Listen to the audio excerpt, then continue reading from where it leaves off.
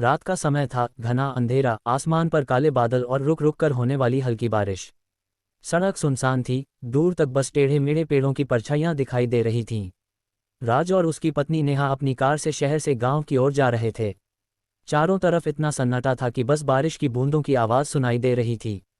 रात के करीब 1 बज चुका था। अचानक कार झटके से बंद हो गई। राज ने कई बार कोशिश की लेकिन इंजन ने साथ नहीं दिया। नेहा ने डरकर कहा, राज, ये क्या हो गया? ये जगह तो बहुत अजीब लग रही है। राज बोला, शायद इंजन गर्म हो गया होगा, चिंता मत करो, मैं देखता हूँ। उसने बोनट खोला, लेकिन अंदर सब कुछ ठीक लग रहा था। पेट्रोल भी था, इंजन भी ठंडा, पर गाड़ी फिर भी नहीं चल रही थी। नेहा की सांसें तेज होने लगी। मुझे अच्छा नहीं लग रहा, राज, यहाँ से चलते हैं। तभी दूर से एक हल्की रोशनी दिखाई दी। राज बोला, वो देखो, शायद कोई ढाबा है, चलो वहां तक चलते हैं, कुछ मदद मिल जाएगी। दोनों छाते लेकर पैदल उस दिशा में चल पड़े। हवा तेज थी, पत्ते सरसराहट कर रहे थे। जैसे जैसे वे पास पहुंचे, रोशनी साफ दिखने लगी।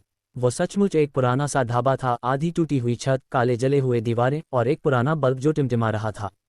ढाबे के बाहर एक बूढ़ा आदमी बैठा था, सफ़ेद धोती कुर्ता पहने, चेहरा झुर्रियों से भरा और आंखें गहरी लाल। उसके सामने लकड़ी की मेज पर पुरानी चाय की केतली रखी थी।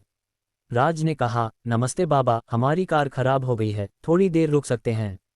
बूढ़ा धीरे से मुस्कुराया, हाँ बेटा, बैठो, रात बहुत लंबी है।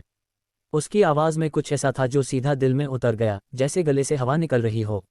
राज और नेहा अंदर गए।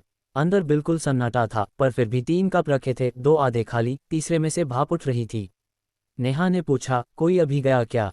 बूढ़ा बिना देखे बोला, नहीं बेटी, वो लोग बहुत पहले गए थे, और फिर हल्की हंसी हंसा।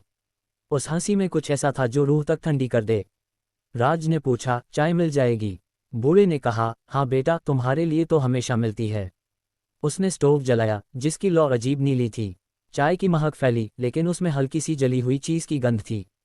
राज ने कप उठाया और एक घूंट लिया। स्वाद अजीब था, जैसे किसी धातु का स्वाद हो। नेहा ने कप हाथ में लिया लेकिन पिया नहीं। उसने देखा कि चाय में हल्की लाल चमक थी, जैसे उसमें किसी ने खून की बूंद गिरा दी हो। तभी बाहर किसी औरत की हंसी गूंजी। आवाज़ इतनी ठंडी थी कि दोनों के रोंगटे खड़े हो गए। राज उठा, टॉर्च उठाए और बाहर देखने गया। बाहर मिट्टी में गीले पैरों के निशान बने थे, नंगे पैरों के, जो ढाबे के पीछे जा रहे थे। राज ने उन निशानों का पीछा किया लेकिन कुछ ही कदमों बाद निशान अचानक गायब हो गए। उसने टॉर्च चारों तरफ घुमाई लेकिन कुछ नहीं दिखा। तभी पीछे से नेहा की चीख सुनाई दी, राज।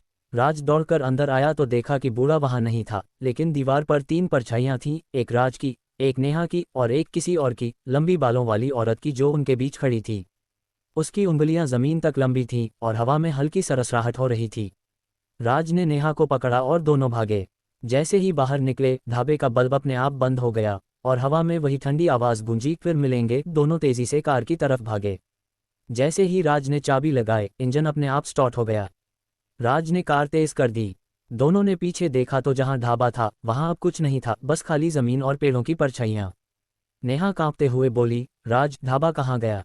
राज बोला, पता नहीं, शायद हमें भ्रम हुआ हो। लेकिन उसके बोलते ही कार के शीशे पर धुंध जमने लगी और उस पर उंगलियों से लिखा दिखा, फिर आना, चाय अधूरी रह गई है। नेहा ने डरकर आंखें बंद कर लीं। राज ने रफ्तार और बढ़ा दी। कुछ किलोमीटर बाद सड़क किनारे एक पुलिस चौकी दिखी। उन्होंने गाड़ी रोकी और सब बताया। पुलिस वाला चुप रहा, फिर धीरे से बोला, उस ढाबे की बात तो सब जानते हैं साहब, वहाँ 20 साल पहले एक बूढ़ा और उसकी बहू रहते थे। एक रात लुटेरों ने दोनों की हत्या कर दी थी और ढाबा जला दिया गया था। तब से जो भी रात में वहां रुकता है, उन्हें वही चाय पिलाने आते हैं और सुबह कोई नहीं मिलता। राज और नेहा एक दूसरे की तरफ देखने लगे। तभी पुलिस वाले ने पूछा, आपने उनकी चाय पी थी? राज ने धीरे से सिर हिलाया। पुलिस वाले ने कहा, फिर तो शुक्र मानिए कि आप अभी जिंदा हैं। राज कांप गया। उसने कार की खिड़की से बाहर देखा तो सड़क के किनारे वही बूढ़ा खड़ा था, लाल आंखों से मुस्कुराते हुए, और उसके हाथ में वही चाय का कप था जिसमें भाप अब भी उठ रही थी। फिर आना बेटा, रात अभी खत्म नहीं हुई।